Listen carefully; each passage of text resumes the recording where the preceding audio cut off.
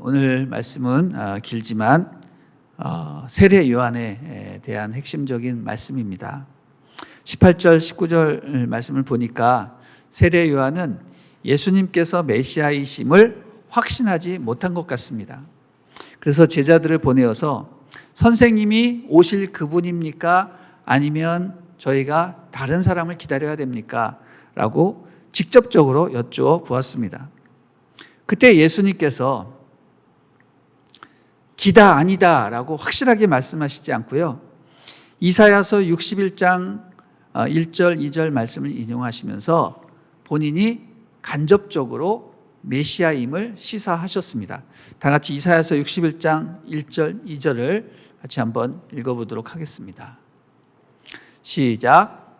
주 여호와의 영이 내게 내리셨으니 이는 여호와께서 내게 기름을 부으사 가난한 자에게 아름다운 소식을 전하게 하려 하심이라. 나를 보내사 마음이 상한 자를 고치며 포로된 자에게 자유를, 갇힌 자에게 노임을 선포하며 여호와의 은혜의 해와 우리 하나님의 보복의 날을 선포하여 모든 슬픈 자를 위로하되. 아멘. 이사야서 61장이 바로 메시아 장인데 그 말씀을 세례 요한의 제자들에게 전달해 주셨습니다. 왜 이렇게 하셨을까? 이럴테면 이런 거죠. 내가 스스로 나를 메시아라고 말해야 되겠느냐? 그래야 너희들이 알겠느냐? 나의 행적이 말씀에 행한 그대로 나타나기 때문에 당연히 메시아이지 않겠느냐라고 말씀하시는 거죠. 여러분, 자기 스스로를 메시아라고 떠드는 사람 치고 진짜 메시아가 없습니다. 진짜는요, 자기를 주장하지 않습니다. 행동으로 보여주는 것이죠. 그래서 예수님께서 이사야서 61장을 거론하시면서 예언한 대로 내가 행하고 있지 않느냐라고 말씀하신 것이죠. 그리고는 이렇게 말씀하셨습니다. 나로 말미암아 실족하지 않는 자는 복이 있도다. 여러분, 이것은 예수님께서 요한이 메시아임을 확신하지 못한 것에 대해서 책망하신 것이 아니라 충분히 세례 요한의 의문에 동감을 한다라는 말씀이죠. 그만큼 패역한 세대에서 예수께서 메시아이심을 확신한다라는 것은 아주 어려운 일이라는 것입니다. 그래서 세례 요한을 칭찬하시기 시작하시는데 자문자답 형식으로 3번 칭찬하십니다. 첫 번째 내용이 뭐냐면, 너희가 무엇을 보러 나갔느냐? 24절에 너희가 무엇을 보려고 광야에 갔느냐? 바람에 흔들리는 갈대냐? 이렇게 얘기하십니다. 여러분, 광야에 갈대가 있습니까? 네, 광야에는 갈대가 없습니다. 광야에는 억새풀이 있을 뿐이지 갈대는 수분이 많은 강가나 습지에서 자라는 식물이죠. 이게 무슨 얘기인가? 광야에 갈대가 어울리지 않듯이 세례 요한이 바람에 흔들리는 갈대처럼 세상 풍파에 이리저리 흔들리지 않는다는 겁니다.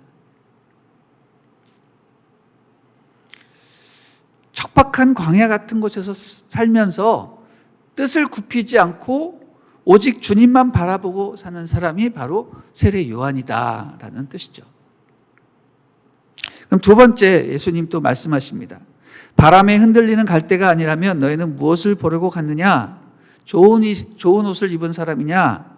좋은 옷을 입고 사치에 빠져 있는 사람은 왕궁에 있다, 이런 말씀을 하십니다.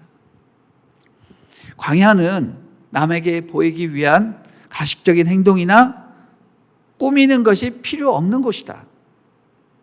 거기서 사는 세례 요한은 부와 명예를 추구하고 사치와 부도덕을 일삼는 헤롯과는 전혀 거리가 먼 사람이다. 너희가 헤롯과 같은 사람을 만나려면 광야에 가지 말고 왕궁에나 가라, 이런 말씀하십니다. 세 번째, 그러면 너희가 무엇을 보러 광야까지 나갔냐? 예언자를 만나러 왔다라는 거죠. 그러면 그 예언자가 누구냐? 세례 요한이 맞다라는 거죠. 근데 그 세례 요한은 너희가 기대하는 예언자보다 더 큰 사람이다라고 말씀하십니다. 이 말은 세례 요한이 예언자 중에 예언자다라는 겁니다. 왜 세례 요한이 예언자 중에 예언자일까요? 일반 예언자는 어떤 개인사나 국가의 중대사를 예언한 그런 사람들이었습니다. 그러나 세례 요한은 그런 차원이 아니라 인류 역사에서 가장 중요한 예수 그리스도를, 메시아를 오심을 제일 가까이서 준비한 사람이기 때문에 모든 예언자를 초월한 예언자 중에 예언자라고 하시는 말씀입니다. 자, 정리를 하자면 예수님이 보시는 세례 요한은 누구냐면 정치적으로 휘둘리는 사람도 아니고 부와 명예와 사치를 추구하는 사람도 아니고 세속을 떠나서 광야에 머물면서 오직 주님만 바라보고 주님을 준비하는 사람이라는 거죠. 그래서 주님께서는 세례 요한을 아주 칭찬하고 계시는 겁니다. 여인에게서 난 자 중에 이보다 더 큰 사람이 없다, 이렇게 얘기를 했습니다. 예, 최고의 천사죠.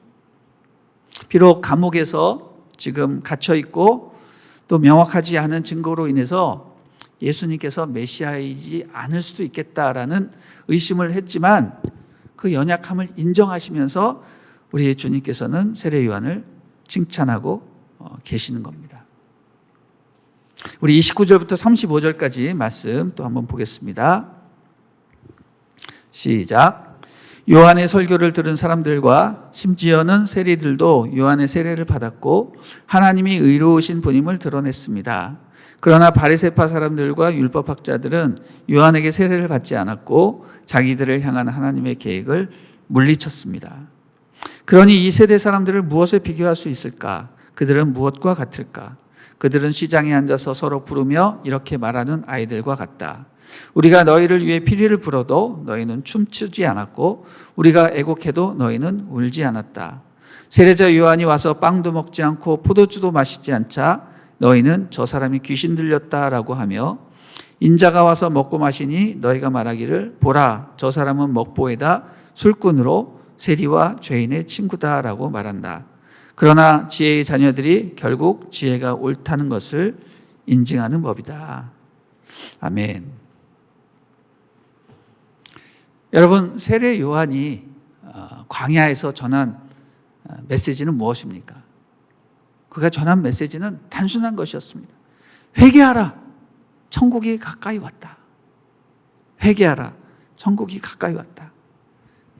주님이 오시기 때문에 너희는 반드시 회개해야 된다라는 불같은 메시지를 전하며 회개 사역을 펼쳤는데 그 말을 들으러 수많은 사람들이 왔고 회개의 역사가 일어났음에도 불구하고 그 가운데 바리새인들과 율법학자들은 그 말을 듣고 냉담했습니다. 그리고 다들 세례 요한의 세례를 받는데 그들은 세례도 받지 않았습니다. 오히려 30절 말씀은 이렇게 표현하고 있습니다. 자기들을 향한 하나님의 계획을 물리쳤다. 예, 바리새인과 율법학자들에게도 회개할 수 있는 기회를 주셨건만 그들은 하나님의 그 계획을 물리쳤다. 이렇게 되어 있습니다. 여러분, 왜 이들이 세례 요한의 세례도 받지 않고 하나님의 계획하신 계획을 물리쳤을까요? 여러분, 요한의 세례를 받고 요한의 메시지를 듣고 요한의 권위, 영적 권세를 인정을 하면 어떻게 됩니까? 바리새인과 율법학자들의 권위가 무너지는 겁니다. 그래서 요한의 권위를 인정할 수가 없었고 그의 메시지에 순종할 수가 없었던 겁니다. 여러분, 그들이 세례 요한의 메시지만 거부했습니까? 아니죠. 예수님의 메시지도 거부했습니다. 예수님의 사역도 쫓아다니면서 책 잡고 비난하고 율법대로 하는지 안 하는지 감시하는 그런 삶을 살았습니다. 예수님은 도무지 그들의 행동을 이해할 수가 없으셨습니다. 그래서 북치고 장구치고 꽹과리를 쳐도 전혀 반응하지 않는 자들을 향해서 이렇게 말씀하십니다. 도대체 이 세대를 무엇으로 비유할꼬? 도대체 무엇과 같은가? 이렇게 말씀을 하십니다. 정말로 주님도 이해하고 헤아리기 어려우셨는지 여러 번 고민하시다가 한 가지 비유를 생각해내시고 이렇게 말씀하셨습니다. 그것은 어린아이들의 비유입니다. 아이들이 시장에 놀고 있습니다. 요새같이 핸드폰이나 이렇게 오락거리가 없는 고대의 아이들이었기 때문에 아이들은 그냥 시장에 몰려서 재미있는 게 뭐 없나 이렇게 기다리고 있는 거죠. 할 일이 없고 심심해서 그냥 앉아 있는데 이때 악사가 나타나서 이들에게 신나는 음악을 들려주고 또 악기를 연주해주면 애들이 신이 나서 막 춤을 추는 겁니다. 소리를 지르는 겁니다. 또 가만히 있다가 장례식 상여가 지나갈 때면 아이들이 또 거기에 막 따라가서 상여가 나가는 흉내를 내고 또 막 우는 사람처럼 또 막 거기서 우는 흉내를 내는 것입니다. 여러분, 아이들은 이처럼 순수한 것입니다. 악기를 연주하고 노래를 부르면 춤을 추고 따라하고 함께 흥겨워하는 것이죠. 그런데 이 세대는 그런 어린아이의 영성이 아니라는 거죠. 좀 이상하다라는 겁니다. 북치고 장구치고 노래를 불러도 춤을 안 추고 유치하다고 자리를 뜹니다. 분명 어린이는 어린인데 노래 부르고 춤을 춰도 아무 반응이 없어요. 오락을 좋아하지도 않고 놀이를 추구하지도 않고 공을 가져다 줘도 공놀이 하지도 않습니다. 이런 아이들은 뭐예요? 더 이상 어린아이가 아닌 거죠. 표현하자면 사춘기라고나 할까? 여러분, 사춘기, 우리나라에서 가장 무서운 중학교 2학년 학생들 이렇게 보면은 아무것도 안 하잖아요. 얼굴에 아무 표정도 없는 것을 우리는 보게 됩니다. 조금만 뭐라고 해도 화를 내고 먹을 것을 사줘도 먹지 않고 놀이를 해도 좋아하지도 않고 제 막내 아들 전화를 제가 하면 여보세요가 아니라 왜? 전화가 왔는데 뭐? 이렇게 대답. 제가 너무 황당해가지고 그런 애들이라는 거예요. 사춘기, 확실히 사춘기. 여러분, 이런 자녀를 둔 부모는 마음이 힘든 거죠. 화가 나는 겁니다. 도무지 이해할 수 없는 세대, 사춘기. 이 세대는요, 어린아이가 아닌 겁니다. 사랑하는 여러분, 이 현상은요, 영적으로 보면 사실 그냥 넘어갈 것이 아니라 되게 심각한 것입니다. 왜냐하면 예수님께서 이런 말씀을 하셨기 때문입니다. 마태복음 18장 3절 읽어보겠습니다. 시작. 진실로 너희에게 이르노니 너희가 돌이켜 어린아이들과 같지 않으면 결단코 천국에 들어가지 못하리라. 이런 심각한 말씀을 하셨습니다. 무슨 말씀입니까? 예수님께서 북치고 장구치고 장단을 맞추면 따라오는 사람들은 어린아이처럼 순수하게 반응하고 좋아해야지 그것을 즐기지 못하고 사춘기 반항아처럼 아우 유치해, 저런 것 좀 그만 좀 했으면 좋겠다, 지겹다, 진부하다, 졸린다, 이렇게 하면서 하품이나 하고 지뢰하고 있으면 어떻게 됩니까? 그들은 천국에 들어가지 못한다라고 말씀하십니다. 여러분, 우리가 천국에 들어가는 것은 예수님만 믿으면 천국에 가는 걸로 알고 있었는데 예수님의 이 마태복음 말씀, 산상수훈 말씀, 오늘 누가복음 이런 말씀들을 보면요 되게 무섭습니다. 이렇게 살다가는 우리가 천국에 못 가겠구나 라는 영적 경각심을 갖게 하는 말씀들이 많이 있습니다. 바리새인들처럼 세례 요한이 불같은 메시지로 회개하라, 천국이 가까이 왔다, 도끼가 이미 놓여 있다, 불이 타오르고 있다. 너희가 회개하지 않으면 당장 찍혀서 저 불에 던져질 것이다 라고 말을 해도 사람들은 듣질 않는 겁니다.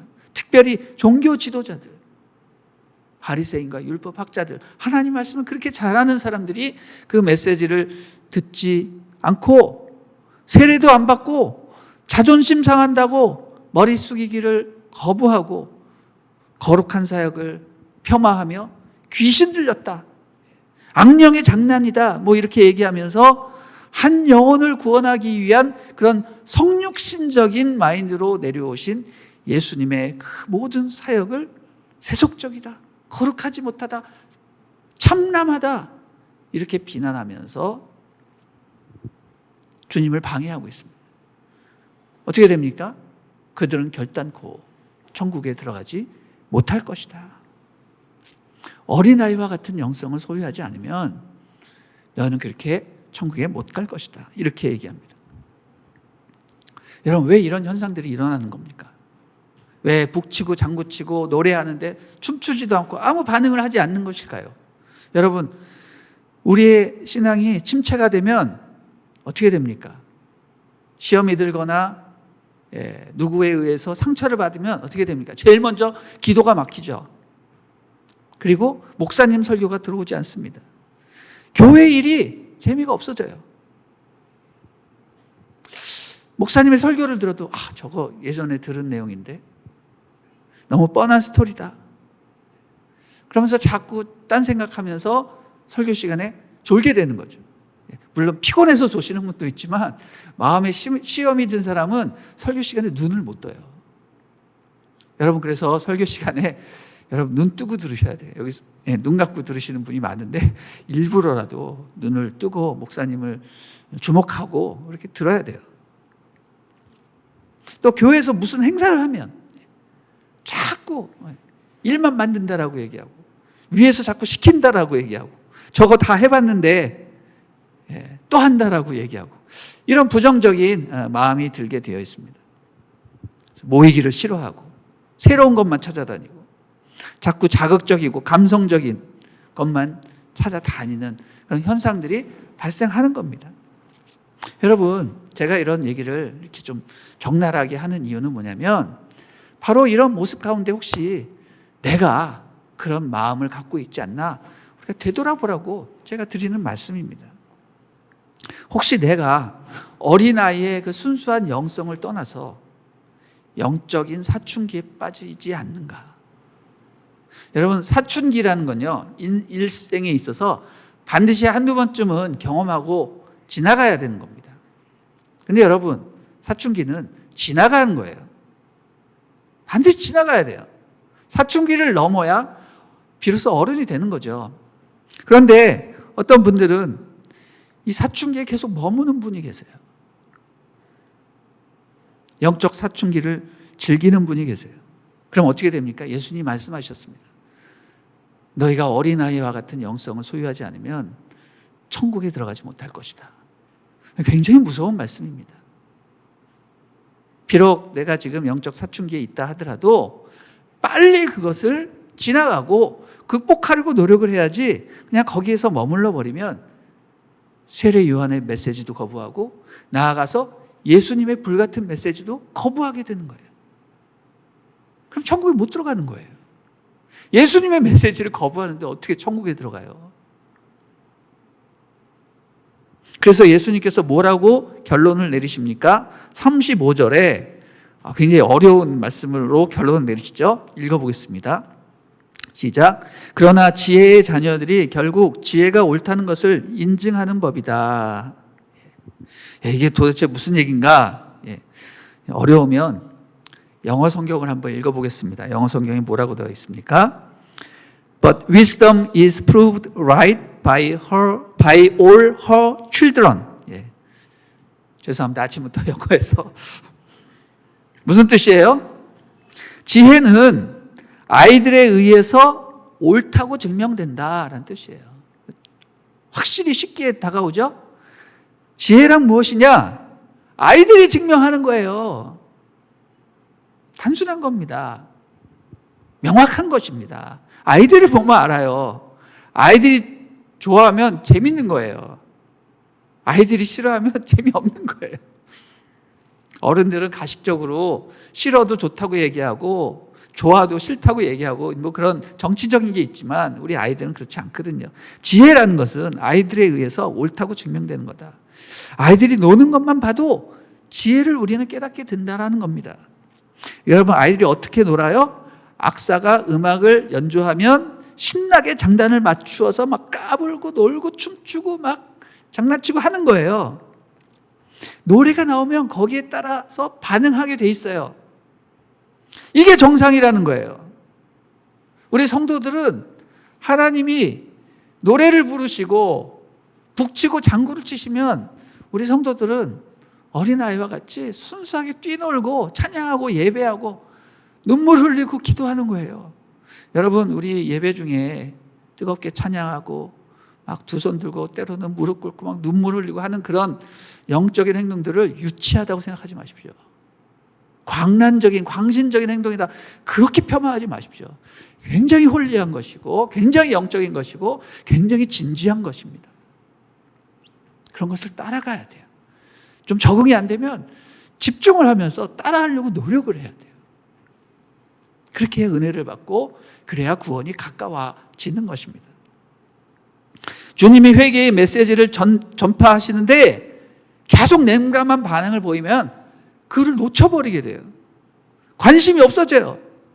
인생에 있어서 가장 중요한 회개하라, 천국에 가까이 왔느니라, 이 메시지를 놓쳐버리고 정말 본질적이지 않은 돈 많이 벌어야 내가 행복한 삶을 산다라는 그런 헛된 가치관에 우리가 포커스를 하게 되는 거죠.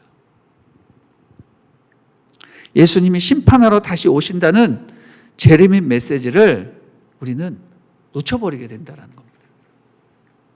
사랑하는 여러분, 그래서 우리가 어떻게 살아야 됩니까? 어린아이처럼 살아야 됩니다. 어린아이처럼 산다라는 것은 세례 요한처럼 순수하다라는 말입니다. 바람에 흔들리는 갈대처럼 세속에 우왕좌왕해서는 안 되는 겁니다. 정직해야 되는 겁니다. 자기를 보석으로 치장하고 사치한 옷으로 가리지 말고 세례 요한처럼 꾸미지 않은 순수한 모습으로 하나님만 의지하며 살아가야 되는 겁니다. 또 충성되어야 합니다. 하나님이 주신 사명, 그 사명을 완성하기 위해서 목숨을 바쳐 최선을 다하는 삶을 살아야 합니다. 목이 달아나도 해야 할 말을 하는 예언자의 사명을 감당하는 것이죠. 여러분, 세례 요한의 삶은요, 이렇게 따지고 보고 이렇게 계속 생각을 해보면 우리 크리스찬의 삶의 본보기예요. 왜? 세례 요한은 어떤 삶을 살았습니까? 예수님의 오심을 준비하는 삶을 살았습니다. 그 메시지는 무엇입니까? 회개하라. 예수께서 오신다. 메시아가 오신다. 여러분, 이게 구약에서만 있는 말씀인지 모르겠지만 그렇지 않습니다. 이건 오늘날 신약을 살아가는 우리에게도 똑같은 메시지가 되는 거예요. 저는 예전에 구약은 예수님이 오실 것이다, 그리고 신약은 예수님이 오셨다라고 생각을 했는데 성경을 잘 보니까 틀린 말이더라고요. 구약은 예수님이 오실 것이다라는 그런 긴장감의 가운데 있었는데 신약은 예수님이 오셨다라는 것이 아니라 예수님은 또 오실 것이다 라는 새로운 긴장감을 우리에게 주는 거예요. 구약이 예수님을 고대하는 그런 긴장감 가운데 살았다면 신약은 예수님이 다시 오실 것이라는 똑같은 긴장감으로 살아가야 되는 거예요. 그래서 세례 요한의 삶은 곧 우리의 삶이 되는 것입니다. 예수님의 다시 오심을 준비하는 삶이거든요. 또 회개하라, 주님이 오신다, 이것은 구약의 메시지일 뿐만 아니라 오늘날 우리 현대인들에게 꼭 필요한 메시지입니다. 주님 다시 오십니다. 여러분, 회개하십시오. 천국이 가까이 왔습니다. 회개하십시오. 어린아이와 같이 주님께 반응하십시오. 영적 사춘기에 빠져 있지 마십시오. 빨리 거기서 벗어나십시오.